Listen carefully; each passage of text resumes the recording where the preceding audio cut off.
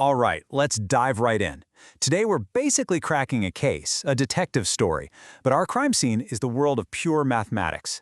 We're on the hunt for these secret structures hidden inside some of the most complex shapes you can possibly imagine. We're going to follow the clues that took mathematicians from a really frustrating dead end to a pretty amazing breakthrough. So what's the big mystery here? Well, imagine you've got this infinitely detailed blueprint, right? But it's for some bizarre alien-looking building. And your job is to find the really essential parts, the load-bearing walls that hold the whole thing up. That's pretty much the challenge we're talking about, just with abstract geometric shapes. Mathematicians are looking for something very, very specific. And that something has a name, an algebraic cycle. The best way to think of these is as the fundamental building blocks, the hidden skeleton of a shape. These aren't just any old lines or curves, no. They're special, they're well-behaved, and they tell us about the deep underlying structure of everything. So finding them, that's the whole ballgame. Now, for decades, people have been searching for a reliable tool, a kind of universal detector that could consistently find these algebraic cycles. It's one of those huge, unsolved problems, and believe me, the search for an answer has been a long and winding road. One of the first promising tools was something called the Frölicher spectral sequence, or FSS for short. Just think of it like a super sophisticated filter. The idea was brilliant, really. You pour all the geometric data from your shape into the top, and the FSS was supposed to, step by step, filter out all the junk, all the noise, and leave you with just the pure special algebraic cycles at the end. But, and there's always a but, right? When mathematicians tried this amazing tool on a really important type of shape, they're called K3 surfaces, something went completely sideways. Instead of solving the mystery, the tool led them straight into a brick wall, a total dead end.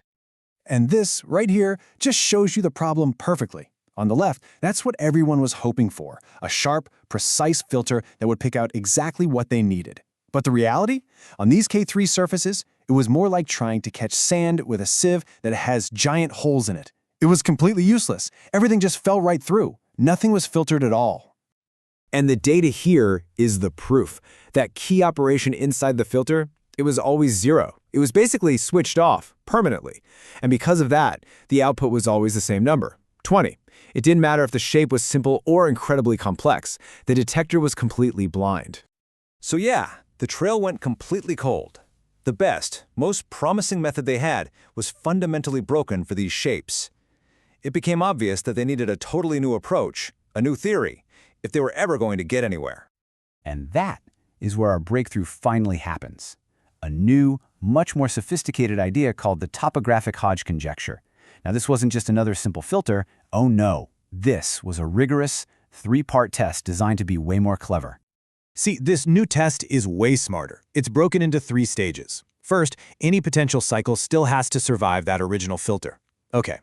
Second, it has to fit perfectly into the shape's basic grid-like structure. And third, and I love this part, it needs to have the right vibe. It's a fun way of saying it has to satisfy some really key geometric properties. But here is the absolutely brilliant insight.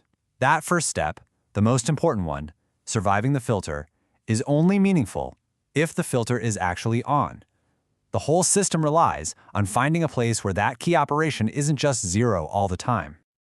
So, what does that mean? Well, it meant our investigators had to find a new crime scene. They needed to find a totally different kind of shape, one where this new multi-part test could finally be put to the, test, and show what it could do.